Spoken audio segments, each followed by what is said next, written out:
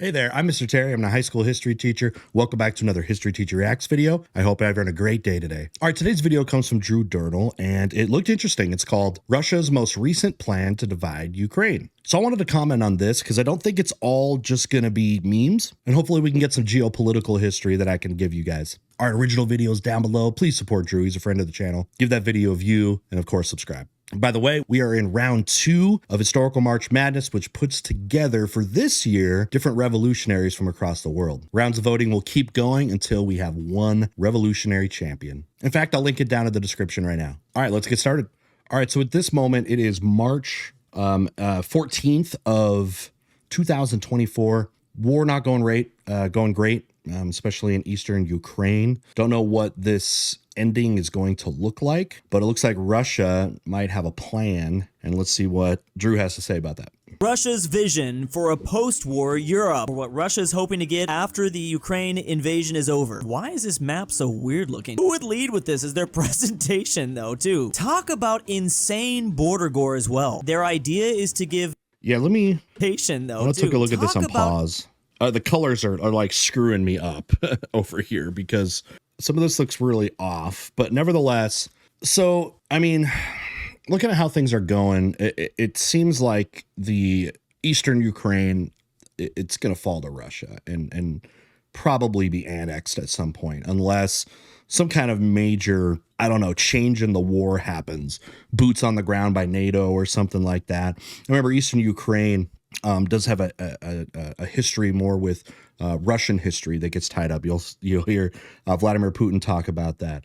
If you watched the Tucker Carlson and Vladimir Putin interview, Putin just went off about how he believes Ukraine is historically and culturally, whatever, part of Russia. It's a very different argument by a lot of Ukrainians, but especially more that eastern half, but including Kiev too. But kind of see, I don't know if they mean by this that like this part of like Western Ukraine around Kiev will remain, you know, Ukrainian, but this other stuff definitely seems like to be going that way. Not sure how it will be with like Odessa or something like that. Crimea, already part of Russia. I was annexed about a decade ago. But yeah, this other stuff, this is just map gore right now. Insane border gore as well. Their idea is to give these states to Romania. For some reason, really don't want to border Poland then. So this is suggesting they actually give a lot of Western Ukraine to Poland, though. They must have seen some of these Article 5 Polish memes. I like how their ally Belarus is not getting anything out of this. You know, you're not going to give them like just a little bit. I mean, they did, after all, let you move through their territory and continue the invasion in 2021. Okay, so this will make more sense then. Let me go back to, I mean, they did, after all. You actually look at like Ukraine, because in the earlier map, you had this part just kind of sitting on its own. This stuff in the west, yeah, you're gonna get it like given to Romania, which is down here. You've got Moldova. I need to maybe make a bigger arrow cursor, but yeah, all this being chunked up. But if the plans are to take all of Ukraine and completely put it under Russian occupation, man, this thing's just going to get deadlier and take a lot longer to figure out. But if there's some ceasefire and annexation of pretty much everything east of Kiev, then, you know, that might be a possibility. But depends. There's still a lot to be determined and a lot of decisions have to be made. I'll let you move through their territory. But then, yeah, you have the eastern part right here, which is historically been a lot more pro-Russian, these eastern parts. But it's like, how far west is Russia going to go, where you really start getting more of a Ukrainian identity and an anti-Russian identity the further west you get. The invasion in 2021. That's how they got to Kyiv so fast early on. Interesting that this plan allows Ukraine to still exist with Kyiv. It's just basically becoming a city-state, though, essentially. I mean, there's a lot to discuss about this, but just the border gore alone, like, we just can't have this happen. This is so disgusting to look at. Currently, as of March 2024, this is where the war still remains. The front lines are changing ever so slightly, but they still have a long way to go if they want to make this Hoi 4 peace treaty come true. It's actually just kind of even hard to believe this is real. Here's where nuclear weapons are stored. It's an interesting combination of two different posts here. So even though the map is of Europe, the U.S. has a lot of warheads. This is interesting, just by the way, of Drew getting into some serious stuff here. You know, he covers so much memes, but actually bringing up recent geopolitics and some of the data and relevant things. This is really cool from Drew, kind of dabbling into this stuff. He's growing up. Our boy's growing up. I guess shouldn't be surprising. They have the second most nukes still to this day. Russia's number one with 5,800, and the US is supposedly only a couple hundred behind. Then the list drops pretty far off, with China in third at 410, France at 290. So this stuff's interesting too, because when you're talking about nuclear weapons, the arms race nuclear arms race starts in 1949. Essentially, that's when the Soviet Union first got their atomic bomb, and there's been an arms race that they keep trying to out-arm each other. Now you understand, with this many nuclear warheads and stuff that exist, it's more than anybody would ever need to basically destroy the planet, because you're also talking about bombs that completely dwarf anything that was used in Hiroshima, Nagasaki, etc. But yeah, they've always kind of went back and forth against each other. You had times when the Soviet Union was higher, you had time when the US was higher. Now, so much of that was changed in the 1980s when Ronald Reagan becomes president, and there's a big investment of trying to outspend militarily the Russians. The Russians were dealing with the Soviet Union, let's use our terms here, invasion of Afghanistan, which was militarily very draining to them and economically draining to them. And that was the whole Reagan idea, is like outspend them, because one of two outcomes would happen. If the United States can outspend, meaning outarm the Soviet Union, then that would be, an advantage. Or if the Soviet Union wanted to keep up, then it could bankrupt them. So it was like win-win situation from that point, if you wanted to look at it from that perspective, like a military competitive perspective. But now you can see 20, 30 years later that things have kind of heated up again. You can see with Russia arming more and more and more and getting that. And then just look at the percentage of Russia and US today versus all the other countries that have nuclear warheads. By the way, did you know that all of these countries have them? Right? From China, France, UK, Pakistan, India, Israel, North Korea. UK at 225. France and the UK obviously are European countries, so where else are they going to put their nukes? The exact numbers might be slightly different, but you can kind of see. But those countries do still have a lot of overseas territories, though. There's technically nothing stopping France from putting like a nuke in French Guiana for whatever reason. I don't know why they would do that, but that's beside the point. So the purple nations all have from the other US warheads. Kind of funny we're still putting them in Turkey, since that's what got us in trouble in the first place back during the Cuban Missile Crisis in the 1960s. We put our missiles in Turkey, they put theirs in Cuba. The world almost ended, but there's also warheads. A lot of people forget that they thought the Cuban Missile Crisis was this like unprovoked sign of aggression that wasn't actually in response to the United States putting nukes in their new ally Turkey, which is very close range, of course, of let's see if we can go back to Turkey, since that's what you can't really see here, but Turkey very close range to Russia, and obviously the closer the range you are to an enemy, the better it is, because it's less distance you have to travel, whether it's by rocket, whether it's by plane or whatever.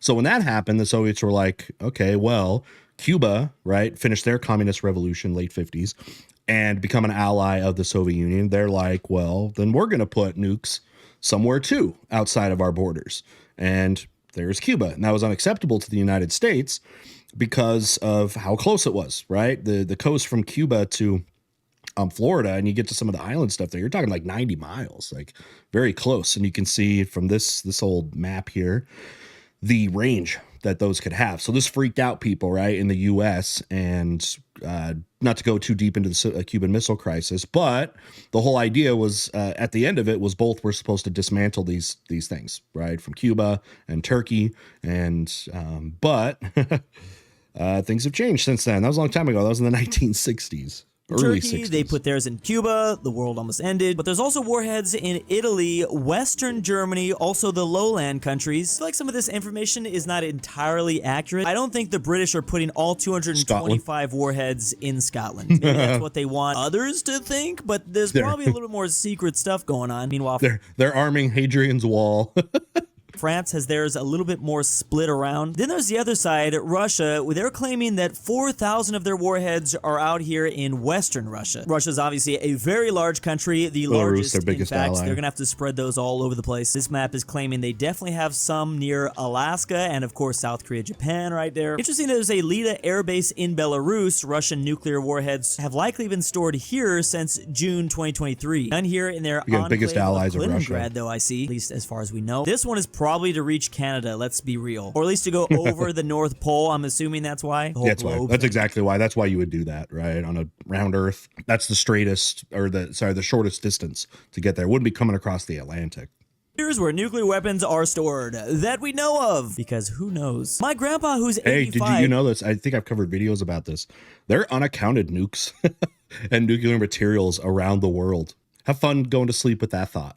Started this little rock collection. He's been doing it since 1992, like gathering rocks all over Scotland. He says it had to be geographically correct and also aesthetically pleasing. He asked for this to be shared so more people can see it. This is incredible. This is such a great idea. You can actually see the colors of the rocks, like they're similar. No wonder this took like so the rocks come from those specific areas. It's not just in the shape. Okay, that's really cool, actually.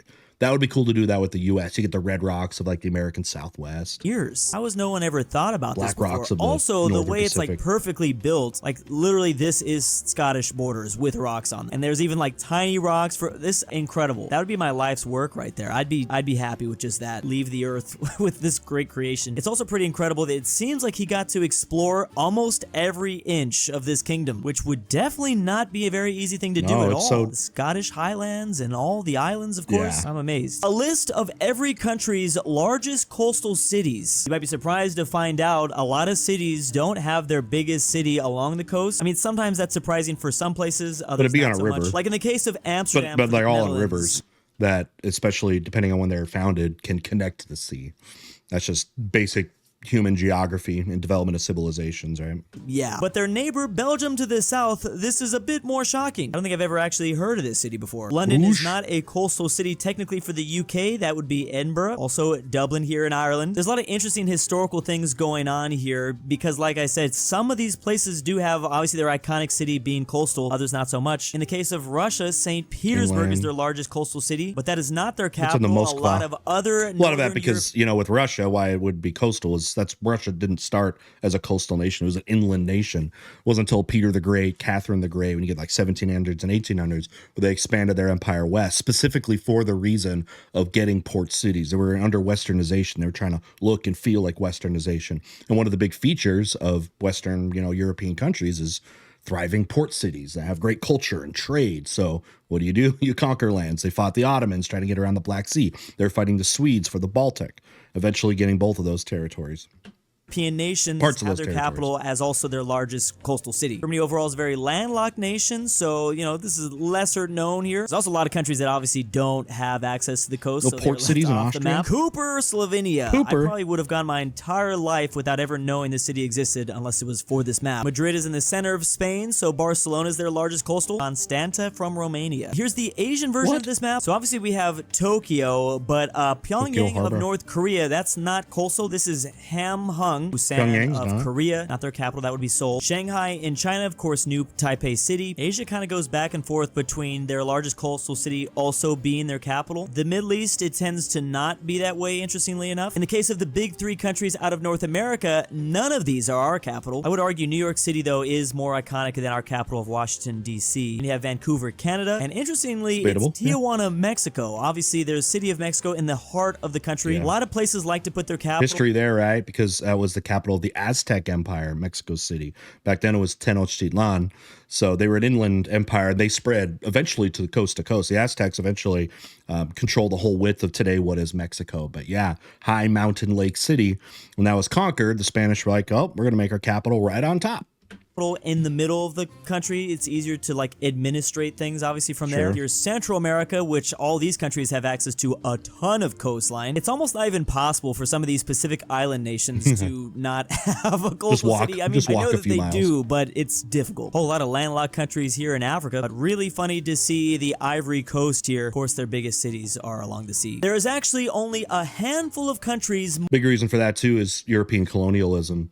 Right. So the colonization of Africa started with coastal regions, and it was like that for centuries because European nations, when you're talking like starting in the 1400s, didn't have the power to take over inland kingdoms really, but stuck around the coast. Like, the Portuguese did that. They were the first ones for Europeans to really do that. So they set up all those ports to create a trading empire, right? That was the whole idea. It wasn't until really the Industrial Revolution and 19th century imperialism where inland conquest actually started happening. And that was via routes of rivers, and that required steamboats, a product of the Industrial Revolution as well.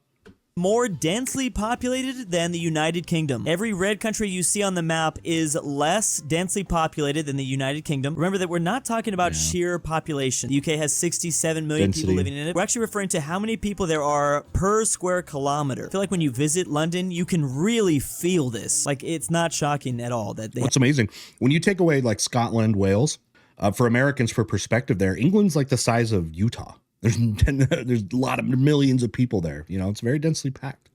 Although there is a lot of countryside, but you have these densely populated cities, London, Manchester, Liverpool, you know, especially as a product of the Industrial Revolution where it started first there. That urbanization was huge.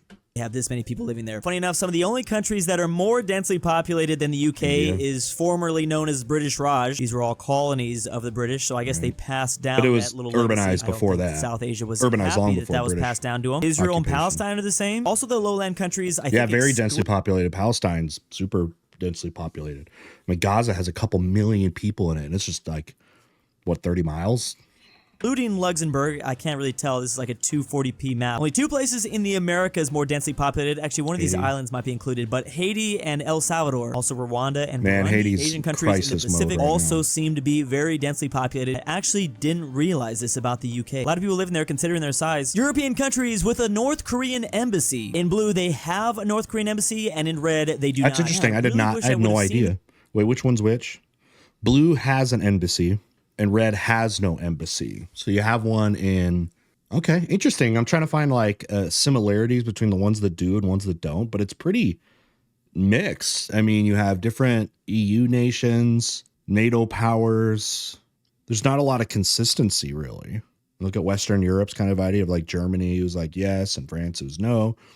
The British, you know, yes, but then like Ireland is like no, you know, so interesting. It's kind of almost more random. Embassy. In blue, they have a North Korean embassy, and in red, they do not. Man, I really wish I would have seen this map before visiting Europe. I would have loved to have seen one of these. I love how it looks like just a regular old building. I did kind of figure the structure itself would look more like a missile launcher like this. I mean, I wouldn't be surprised if they one day do that. So there's a that's all the, maybe that's all the building is. Let me go back. One of these. Like, it looks like this is actually just fake. It's just, and inside it's just a hollow nuclear missile silo. Okay, the North Koreans were like, what, you're going to laugh at us because our rocket technology sucks? Oh, yeah, how about we put one in your backyard without you even knowing? just a regular old the whole building. roof opens up. I kind of figure the structure itself would look more like a missile launcher like this. I mean, I wouldn't be surprised if they one day do that. So there's a really big divide in Europe whether to give the North Koreans an embassy. All of the lowland countries, France, and all of the Iberian Peninsula, Spain and Portugal, do not have an embassy for them. The UK, interestingly, does. I also believe... I was going to say, it's like, you can't say it's not like World War II Axis powers versus allies because it gets kind of screwed up. Yeah, you have like the middle part of like Germany and like Italy, but then you have like Britain randomly. That if you're British, you can technically visit North Korea, or maybe not anymore. By the way, to Switzerland? I also believe that if you're British, you can technically visit North Korea, or maybe not anymore. Maybe that's how it used to be. Could tell. Americans cannot go to North Korea unless you're like Dennis Rodman or something. You need a special place. All of Central Europe. Okay, Switzerland does. Mr. Neutral country. Have North Korean embassies like Italy, Austria. Not surprised about Switzerland. They're diplomatically very neutral, of course. There's Germany, Poland, Czechia. They just deal with everyone. So many countries over this way do not have. I mean, maybe North Korea doesn't want an embassy. That'd be messed up. Romania and Bulgaria get one. You would think just because, you know, former communist nations. Yeah, right. You know, that's they what I would was have thinking. This shared historical ties, even if these countries are not communist anymore. I don't know. Iran has one. That's not surprising. Neither is Syria. There is kind of some alliance going on there. Oh, that's hilarious that Sweden has an embassy. Yet, in the 70s, North Korea stole like 1,000 Volvos from them and never paid them for that. Oh, did they? I didn't know that. Kind of a little bit of a grudge held there. I would have shut down the embassy after this. A timeline of the richest person on the planet since the 1900s. So starting off. Oh, okay. I was gonna do some prediction mode here. They're going to be industrialists, okay, American industrialists. And though Andrew Carnegie was not American, he you know, technically wasn't born in the United States. He moved when he was young, but steel magnate. So we should see Carnegie. Rockefeller should be on the top. He's the richest guy that's ever lived. Yes, you can argue with like Mansa Musa, but it's a lot easier to quantify the wealth of John D. Rockefeller. Maybe we get J.P. Morgan. There's a bunch of people you could put here. Vanderbilt, Henry Ford. In 1901, it is this Andrew guy, Carnegie. I didn't want to mispronounce his last name. So he had $13.6. Steel monopoly. No, this is actually in billions. 13 billion in today's money. They do adjust for inflation. So 13 billion for the 1900s. That's quite a bit. We for have a John D. poor immigrant. He ends up selling his wealth or his assets to J.P. Morgan. And cashes out and does a lot of philanthropy after that. Rockefeller, this dude wipes his butt with modern day Jeff Bezos and Bill Gates and Elon Musk money. The Rockefellers have been in the news recently. He had 27 billion. He had net worth in 2023 dollars in billions. And actually, Rockefeller led for 3 decades. It wasn't until the 1940s. His overall, by the way, these numbers are way low.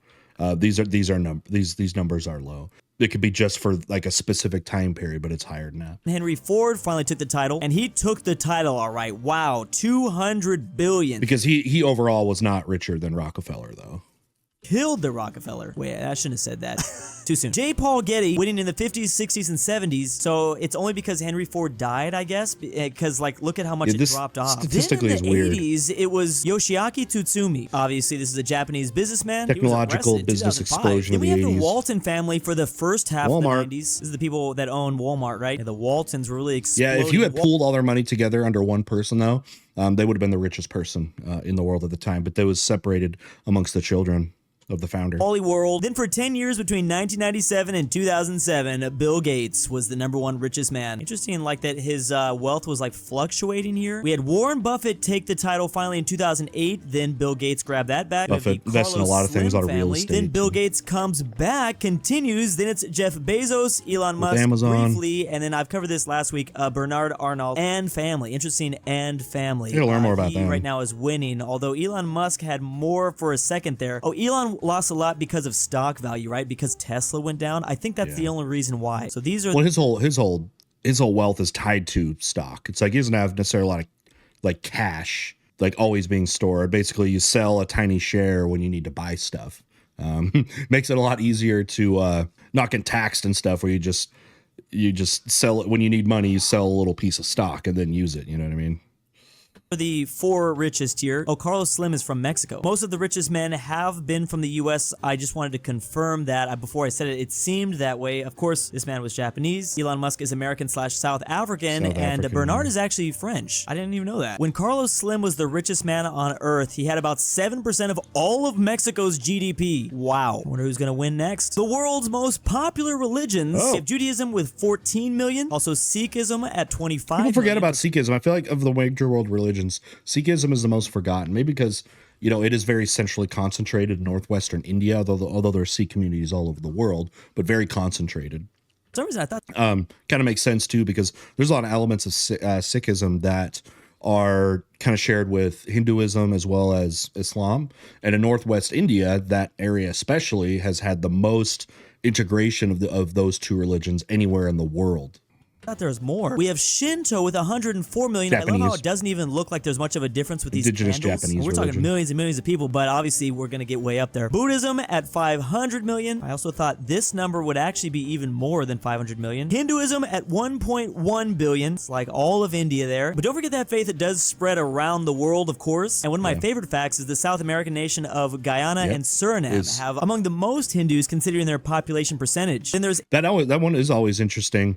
To look at. That was a huge migration of like indentured servants and stuff that went to northern South America for agricultural purposes. Huge population there. If you look, I remember it wasn't that long ago. I was looking at the demographics of it. I think Hinduism is the second most popular religion in these countries here.